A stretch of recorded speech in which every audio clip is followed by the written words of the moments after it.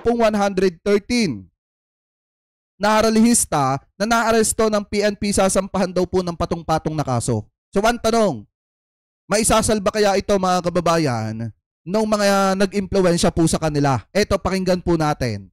Makakaasa po kayo na wala po kaming aarestuhin, na wala po talagang kinalaman doon. Ang ina-assure po natin, kahit hindi po natin kayo na-aresto, sisigurado. Itong taga-suporta ni Digong, utik ngayon nga lang ako nag-vlog mga kababayan, overtime daw. Tuwin po namin, pag nakahanap po kami ng mga ebidensya base po sa mga kuha ng CCTV, pananagutin po namin kayo sa batas.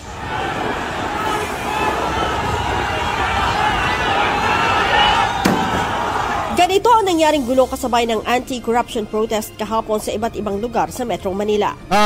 Ayon sa Manila Police District, ang mga agresibo sa pananakot. Okay, ito nyo, mga bata pa oh. Alam nyo mga kababayan, sa totoo lang, may napanood ako na eto, panoorin nyo. May nakita akong isang bata na nawawala daw. Putik, para-paraan din no? Para-paraan din mga kababayan na ito. Pagkatapos ma-aresto, putik nawawala daw. Ito, yan. No? Eto, yan. Kurag po kung medor de edad itong ng bato. Itong batang ito. Teka. Mukhang mga bata ito. Teka, subukan natin lumapit. Nonoy, ilang taong ka na? 15. 15 anyos? Taga saan ka? Ha? Taga saan? Hindi, lugar, city. Bawal. Hindi mo naman babagitin kung saan exact Bawal. Taga Maynila ka, taga Quezon City. Maynila, okay, sige, go. Yan, 15 anyos. Wala, tinatanong ko lang kung taga saan ka. Maynila ko natin. Okay, go. Wag mo na bagitin kung saan exact lugar. Ayan, nagpaputok na ng Ayan, nagkabatuhan na naman. Maabante na yung pulis. Tika, nagre-response. A few moments later. Tingnan nyo yung bata kanina mga kababayan na 15 anyos na namamato kanina sa ating mga namamato nung sa ating mga kapulisan. Ito yung nangyari. Sa inyo yung sitwasyon, no? Tignan mo, bata pa to. Ayan ano mo sasabi mo ngayon? Yan yung nakabonet mga kababayan.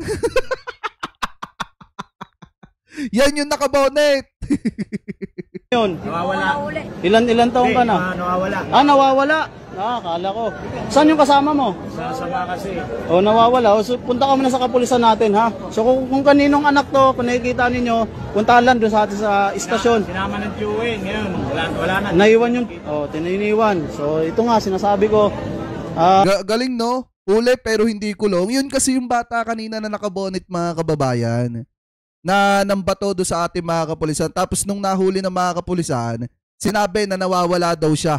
Aksidente na naisama ng tito, tapos naiwanan. So ngayon mga kababayan, yan yung mga kita nyo yung mga kabataang sangkot 15 anyos. Nakit, pambabato, paninira ng mga establishmento at panununog ng mga sasakyan ay grupo ng mga hip-hop gangster na nakasuot ng kulay itim na damit at bonnet. Mga miyan po ito ng mga hip-hop na gangster. Yun lang po yung nakuha natin. At ang kiniklaim po nila na influensya lang po sila ng isa pong tinatawag natin na isang rapper na personality. Bunsod nito. Yung rapper na yun mga kababayan, yun po si Supafly. Kasamang iimbestigahan ng pulisya ang nasabing Pinoy rapper na nang impluwensya sa mga kabataang manggulo sa rally. Tinitignan po natin yun at humingi na rin po tayo ng tulong sa ating anti-cybercrime para ma-check po natin. Kasi sinasabi nila po, nagkaroon po ng pagkikayat sa kanila online. Kasama ring iimbestigahan ang impormasyon na binanggit ni Mayor Isko Moreno na may isang dating politiko na may financier na Filipino-Chinese businessman at isang abogado na sangkot din sa pang-uudyok ng gulo. So lahat po ito pinapaktor ng Philippine National Police sa pagpapile. So dalawang anggulo na po ang tinitingnan natin. Ito yung anggulo sa mismong nahuli ng mga tao na posibleng nililito lamang ng mga nahuli ang ating gobyerno kung sino ang dapat sampahan. Sa naturang protesta, 113 ang naaresto. Grabe, kung saan 65 ang adult at 48 naman ang mga minor de edad na itinurn over na sa Manila Social Welfare. Sinabi pa ni Major Ines, nasasampahan ng MPD ang mga naarestong individual ng patong-patong na kaso. Putek, Supafly, magtago ka na. Ay, Superfly! Magtago ka na! Alam nyo kasi ang problema doon sa inyong mga rapper, porket nakaka-impluwensya kayo sa mga kababayan Pilipino natin, especially sa mga kabataan, masyadong matataas ang tingin nyo sa sarili ninyo. Hindi ko nilalahat ha. Hindi ko nilalahat mga kababayan. Kasi meron tayong mga kaibigang rapper din na mga maayos naman, mababait naman. Ang problema kasi dito kay Superfly, porket nakakita ng konting impluwensya sa publiko, especially sa mga kabataan, sinamantala na. So ngayon, magtago ka na. Itinanggi naman ng MPD na mayroong nagpaputok ng baril at namatay sa insidente. Nakita po natin doon sa isang video na social media na sinasabi po mayroon pang putok na narinig. Ito po ay monotone na galing po doon sa mga nanggugulo po sa lugar. Nakita po natin na sa kanila galing po yung monotone. Actually po may nakuha po tayong monotone doon sa mga bag po ng mga ilan doon. At hindi lang po monotone, yung mga pintura po na pinapo nila sa mga pulis natin. Wait lang. Sabi ni Unsako, ayan. Sabi pa lang nitong si Lloyd Ricks Villanueva, may kaso na agad sila, kulong pa. Pag hip-hop ka, kulong ka at investigation, malala. Pero pag Congress at Senador, Photoshop, shake hands, masarap pa merienda tuwing hearing. Hindi, alam nyo kasi mga kababayan, may proseso kasi yun sa kanila. Ito naman, actual. Nakita nyo naman na ganun yung ginagawa, mga kababayan. So ngayon, kita nyo naman yung mga politician pag nagdanakaw ng pera ng taong bayan. Pinapakita ba nila ng actual yan? Siyempre hindi. Kaya nga mga kababayan, nire-request nung iba especially yung transparency pagdating po sa BICAM para lahat ng taong bayan kita yung actual mga kababayan na paggawa po nila ng budget ng gobyerno ng Pilipinas, ng gobyerno kada taon. So ngayon kung titingnan nyo mga kababayan, ito kasi mga naaresto na ito, actual nilang ginagawa yung kaguluhan. So napakalaki ng pagkakaiba. Yung sa Kamara at saka sa Senado, kailangan patunayan yon para makulong sila. Ito, mga kababayan, kitang-kita nyo na naman agad yung patunay kung bakit sila dinampot ng ating mga kapulisan. So sana maintindihan ng iba. Huwag lang sana basta nakapatong yung utak, alawakan nyo pang unawa nyo. Nakuha din po yun. Pero po yung sinasabi po na meron pong pagpapaputok sa ating nanay, wala pong ganun. Base sa tala ng PNP, umabot sa 129 ang nasugatang mga pulis at 76 na mga sibilyan. Ayon kay Philippine National Police Public Information Office Chief, Police Brigadier General Randolph Tuanyo, binisita ni PNP Acting Chief Police Lieutenant General Jose Melencio Nartates Jr. sa PNP General Hospital ang ilan sa mga pulis na nasugatan. Personal niya binisita yung ating po mga PNP members na na-injured. At may mga kaukulang, kasama niya po ang ating Director for Controllership para ito naman po sa financial na tulong na nakalaan po para sa ating mga na-injured na member ng Philippine National Police. Bagamat nasaktan, sinabi ng mga pulis na hindi sila kalaban. Nandoon sila para sa peace and order at para sa kaligtasan ng bawat isa, lalo na mga protesters na nagpapahatid ng hinaing sa pamahalaan. Nag-start po yung Ate Aileen Drinon, mega love shoutout. Sino yan? Gwapo ba yan si Superfly? Sakto lang. Libagan ng medyo mahina pa lang po noon na. Tapos sinusugod na po nila kami. Kami naman po paatras. Tapos may kumuha po nung signage po. Sa traffic sign po, yung mga ganun. Pinalo po sa amin, sir. Tapos bumagsak po kami. Umulong po kami nun. Pinilit ko pong tumayo. Nung pagtayo ko po, nakita ko po yung kamay ko. Malaki yung sugat po. Ang alam ko pong nabubog sa akin, mga nasa 4 po. Grabe, no? Kaya di ko po alam nun na kung mabubuhay pa ako nun kasi talagang yung paningin ko po is blanco na po nun eh. Pinilit ko lang po talagang tumakbo para mabuhay po. No? Sa ulo po. Kaya for CT scan pa po ako. Grabe. Sa kabila ng mga Grabe ka, Superfly. Kita mo yung impluensyang ginawa ninyo? Sugatan at nasirang establishmento at sasakyan. Nanindigan ng PNP na nagpatupad sila ng maximum tolerance sa lahat ng oras ng protesta. Sinasabi po natin, sa kabila ng mga isolated incidents na nangyari specifically doon sa Put ng Ayala Bridge, as a general nang nangyari general assessment po natin, naging payapa sa kabuuan. Yun yung naging protest rally kahapon. Leia Ilagan, UNTV, News and Rescue.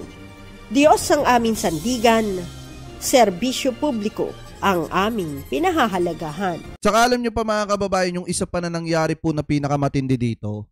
Diba bukod po sa nanakit po sila ng mga kapulisan, yung mga nangguluwa, nanira ng mga pag-aari ng gobyerno mga kababayan, meron pa pong isang nagrereklamo. Eto pa sabi po dito sa Philstar News, Vault ng Sogo, nilimas ng mga nakigulo sa Mindiola. Ibig sabihin mga kababayan, ninakawan yun pong Sogo Hotel. Ano po kaya ngayon nagrereklamo? Eto, pakinggan nyo. Sa inyo, sir. OIC po ako ng atong Cartimar kung building. Yes. Yung nawala dito, yung kanilang kahabi, yung mga pera, at saka lisensya, marami pong nawala sa kanila. Kasi pinasok. Pagkatapos yung pinasok, pinawala yung mga importante bagay. Mga cellphone, gano'n. Grabe, no? Cellphone, pera po. Yung kinita ng... Masasabi pa ba yan na paglalabas ng ng saloobin mga kababayan? 'Di ba? Masasabi pa ba yan na pagkundina sa nangyayaring korupsyon dito po sa ating bansa, ganong ang ginawa nila dito, katulad din nung ginagawa na pagnanakaw ng mga politician? 'Di ba na kinukundina nila? Matatawag pa ba yan na mapayapang rally kung meron ng apektado at nanakawan? 'Di ba ituloy pa natin? Mga estimated po magkano yung nawala, sir? Hindi ko pa po estimate, sir, gawa ng nasa counter. Hindi pa nabibilang kung magkano yung kita. Hindi pa po nabilang kung magkano po yung... May nasaktan po ba? Wala naman po. Kasi may nasaktan yung isang gwardiya ko, kapalo. Tapos ako, nakatama ng debris. Tapos yung empleyado namin, yung empleyado ko, na tamaan ng debris. Yung pagbabato nila, 4 po na tao yung pumasok. Hindi, marami po silang pumasok. 4 po yung mga empleyado namin na yung nasa counter na natamaan. Marami ang babae. Pinersa po nila, pinersa. Yung mga ibang tenant, yung mga nasa loob, ano po nangyari? Thank you po talaga. Naman silang wala po. Pero may naka-check-in, sir. May mga naka-check-in po. Sa ngayon. Andyan pa rin po sila? Estimate ko po magkano.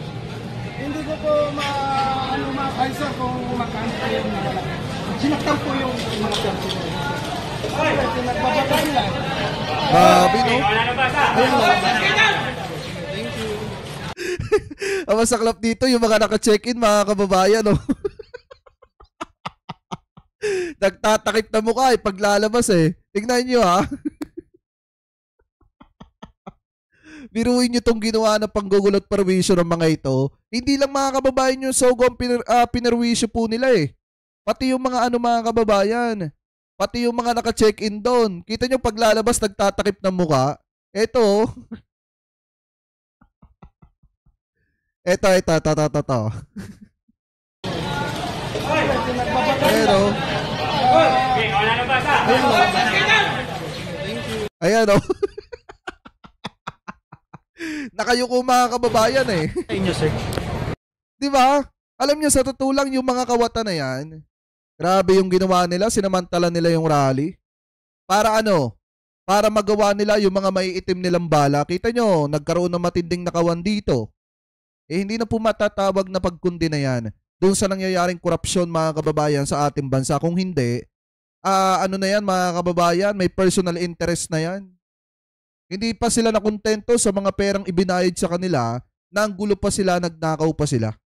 Ayan Diba? Kaya kung sino man yung mastermind na nasa likod mga kababayan ng mga nakaitim na namasok, nagnakaw, gumawa ng kaguluhan, at mga nagbayad dun sa mga nakaitim para manggulo, dapat po mahanap yan at mapapanagot Kasi kawawa naman po yung mga private sector, mga kababayan, yung mga pribadong may negosyo, katulad ditong may-ari ng Sogo, grabe nilimas yung pera. So ngayon mga kababayan, kayo, kung kayo ang tatanungin, matatawag pa ba ito na paglalabas ng kanilang saloobin patungkol po sa nangyayaring korupsyon dito po sa ating bansa? Ganong may insidente na nangyari na kung saan mga kababayan, nananahimik yung Sogo, sinira nila, and then ninakawan pa nila. So comment below na lamang mga kababayan kung ano po masasabi nyo. Hingil po dyan.